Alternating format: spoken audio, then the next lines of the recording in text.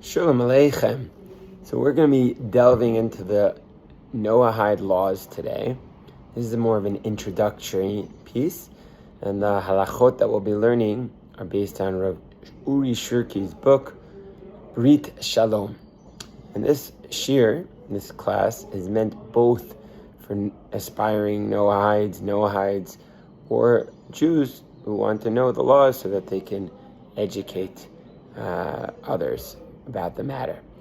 Ezrat Hashem, it should be interesting. It should be a fun journey that we take together.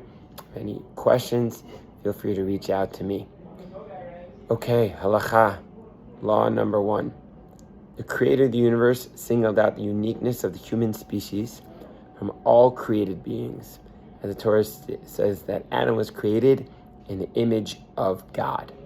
So every human being is in the image of God, is unique, is different than animals.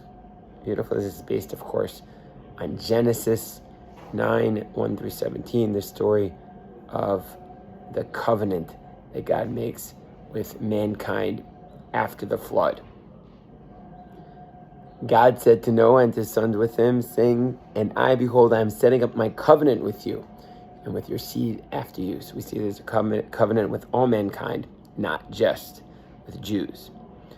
The Jewish tradition holds that the Creator has sealed a covenant with human beings, which primarily includes 7 commandments known as the Noahide laws. Okay, this is based on the Gemara, the Talmud Sanhedrin 56a and b, and the Mishnah Torah, the Rambam, Hilchos Melachim, chapter 9. Every person has an obligation to accept the binding validity of the 7 commandments that were commanded to the descendants of Noach. Okay, so this also is based on the Rambam, Hilchos Melachim, chapter 8:10. Now, here, to be completely honest, is a bit of a dispute.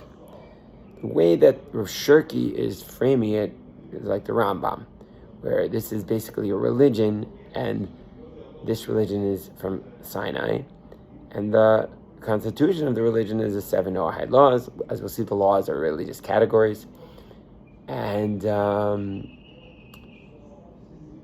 instead of the 613 commandments that Jews are obligated to do.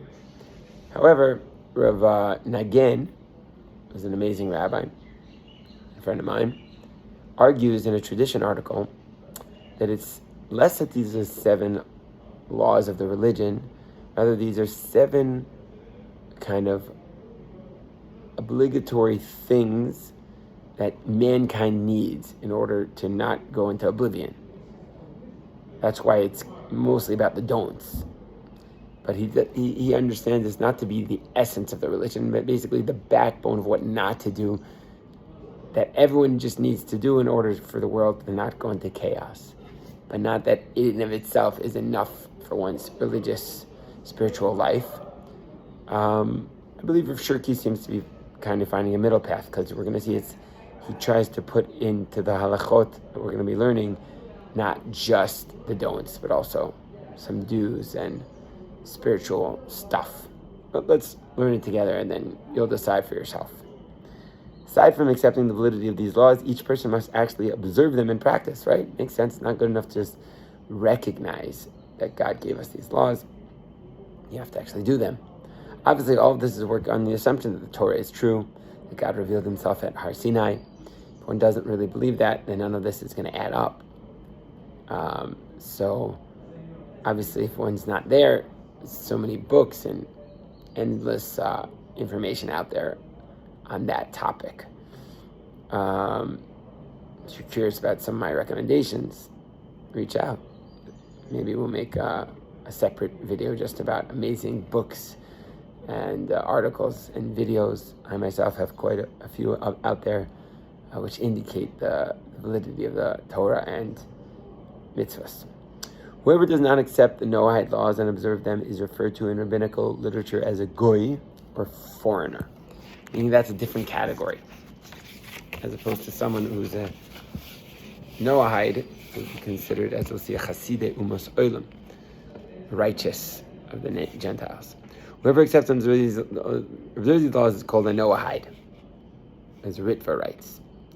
Whoever accept these laws before a rabbinical court or 3 rabbis is called a ger toshav, and is permitted to settle in the land of Israel. So that's key.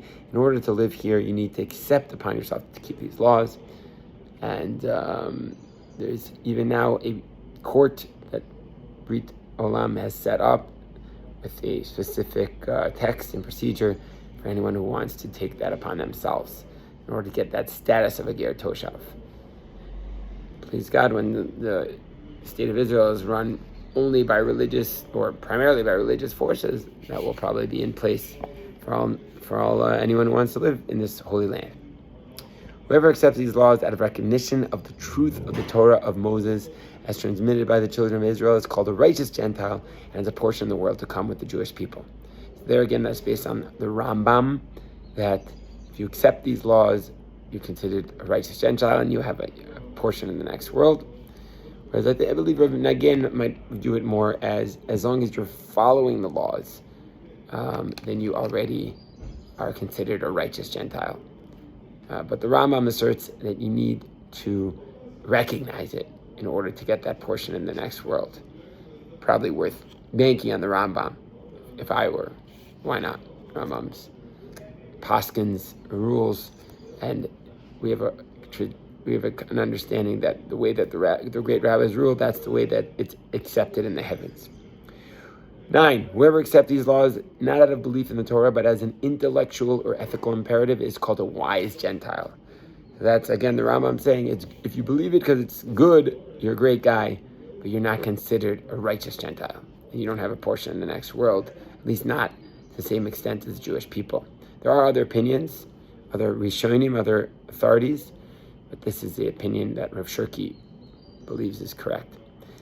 The 7 Noahide laws are: 1, the prohibition of idolatry; 2, the prohibition of blasphemy against God; 3, the prohibition of murder; 4, the prohibition of sexual immorality; 5, the prohibition of robbery; 6, the prohibition of eating a limb from a living animal; and 7, the requirement to establish a court system.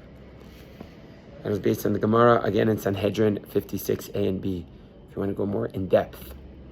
These laws will be explained in detail in the chapters that follow. So we'll get into each one of these and their details. Although these laws form the foundation of Noahide law, many other matters essential to a life of cleaving to the Creator are included in this law, such as study, prayer, charity, character improvement, and others. There we go, Rav Shirky including in the 7 Noahide laws not only the don'ts, but also a lot of do's. That's what makes this book so interesting. These two will be explained in detail in the chapters that follow. In this framework, only laws pertinent to non-Jews have been included. Laws pertinent to Jews and their relationship with non-Jews are not included. That concludes chapter 1. Please God, we're going to continue to study the laws next time, the fundamental principles of Noahide law. Hope you enjoyed this. Hope this was helpful. If you have any questions, thoughts, or comments, send me an email, Keith, KEITHFLAKS @gmail.com, or WhatsApp me. You can find my number online. And hope you have a beautiful day. I hope these videos are helpful for you and for the whole world.